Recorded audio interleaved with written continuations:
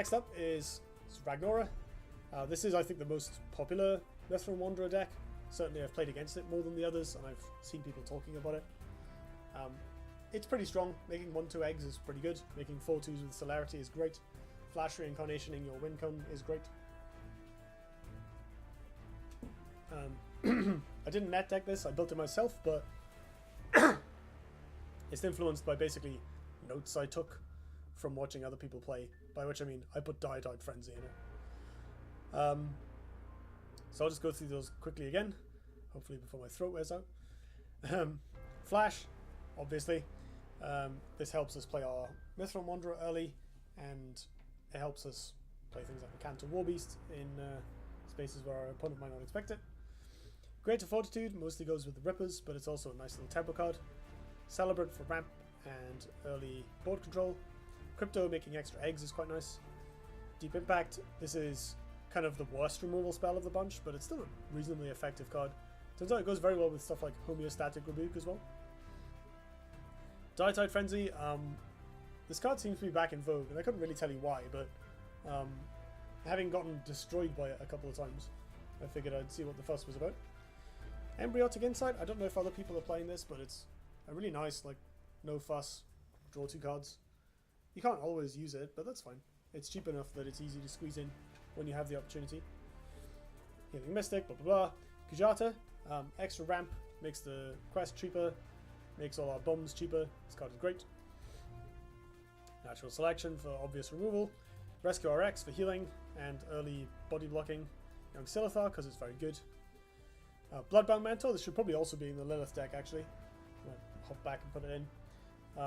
This card gives us card advantage, helps us generate additional minions, and generally is very strong. Crater gives us a nice AoE option that also helps ping artifacts off. Ragebinder is good. And I have healed 3 off it with Celebrant. We have a couple of golems. Sojourner draws us cards. Tectonic Spikes, I don't know if this belongs in the deck. I've seen other people playing it, which is sort of why it's in here. But I mostly keep replacing it. But that's partly because I have played against a few people who are just dumping their hands. And I stopped versing Magma Mithrons because they don't seem to be that popular where I am on the ladder. But possibly they've just climbed ahead of me already. The deck is pretty strong. Pterodon, this is really good against like Swarm, basically. So if we're expecting lots of little Lionar minions, it's good. And it's really, really good with Greater Fortitude to help dominate the board early. Vindicator, this is mostly cute. It hasn't done much for me yet, so I might cut it. Adamantite Claws is a bunch of pressure, it's nice removal, and it's a ton of face damage when you need it. Beastclad Hunter is kind of mostly swarm tech, but it's really strong when you buff it. Tegete is great. Good AoE, good against big minions, good against lots of little things, good against the face. Earth Sphere is necessary healing. Egmorph is great removal that also reawakens Rippers. Gigaloth is an experiment. This card is just really huge and powerful.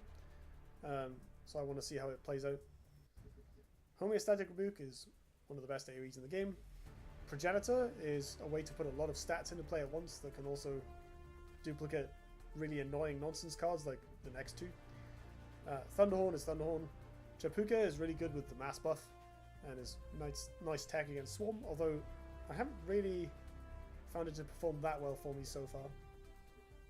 I'm mostly playing this because I've seen other people playing it in a few different Mithril Wanderer decks, and it's strong and it's good in the matchup where it's good, which is like people playing lots and lots of little minions, but most of the time your opponent can just play around the effect by bunching their stuff up and it doesn't cost them too much.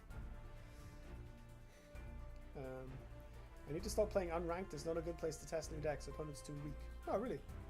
Normally casual modes are just full of people playing net decks anyway, hoping to like, oh, I can prey on all the people who are trying to learn the game or build their quests or whatever. But it's kind of nice to hear that people are actually playing playing casual in casual. I'm in rank 10 playing versus every OP Mithron while I try to make Abyssian work. Oh, that's unlucky. I've been, the last couple of days I've been in top half of gold and just made diamond, and it's been pretty diverse actually.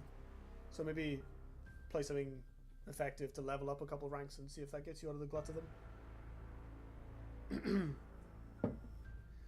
Build minions in Highlander? Not sure. Buildings don't get the attack buff.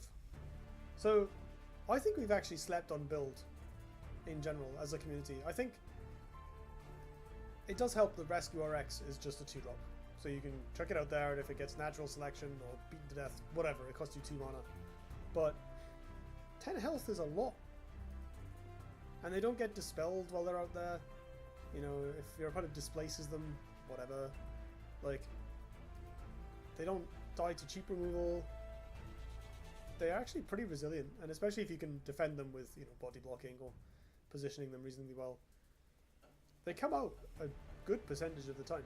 The only downside is, you know, sometimes you're dying and you're under too much pressure, but the ones you can play on the first couple turns, actually I think they're just pretty good.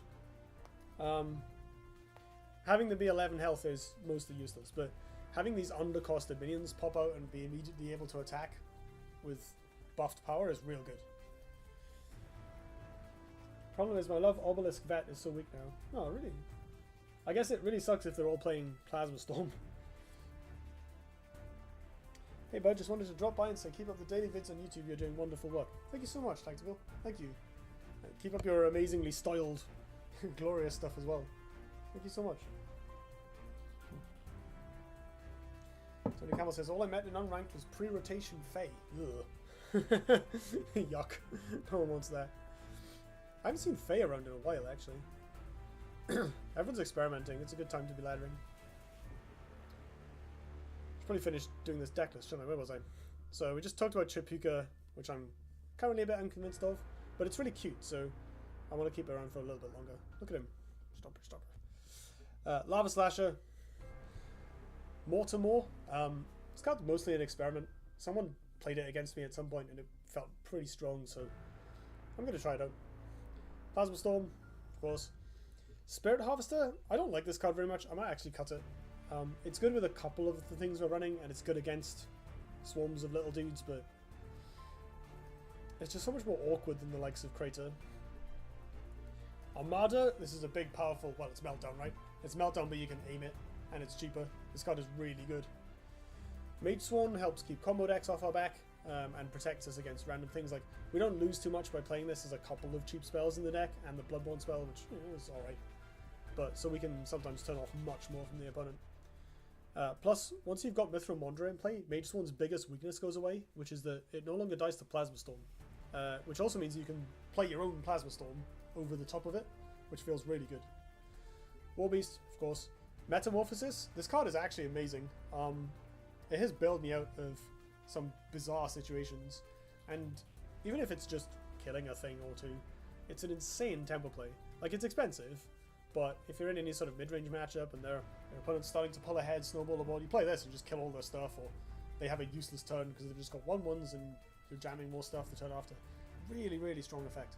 Plus we have Crater, which it combos with, and Spirit Harvester. If you play that the turn before, you can get some blowouts. Then we have the Wanderer, and then we have Silithar Elder as our 7-drop. Looking at this again, like, Spirit Harvester is maybe cuttable. So I mentioned Mage Sworn as one of the tech cards I want to run. The other one is Grove Lion. Grove Lion is very good at keeping you alive against Burst, and specifically it does also help against Mantra and the new Sarge combo deck with Notion, because that deck will like hit you twice in one turn for, you know, 10 or so damage each, and the Grove Lion avoids the first hit. And as far as I'm aware, they're not playing stuff like Flameblood Warlock anymore, so they don't even really have ways of pinging it away. Their deck is full of jank now to enable the combo. So Grove Lion could be really good against them. Chipuka, I don't know if this card is good. It's okay. It's certainly good against Swarm, but replaces Rescue RX from Mulligan, gets Rescue RX back, feels bad, man. Oh, that sucks. Just jam it on turn 1. Card's great on turn 1.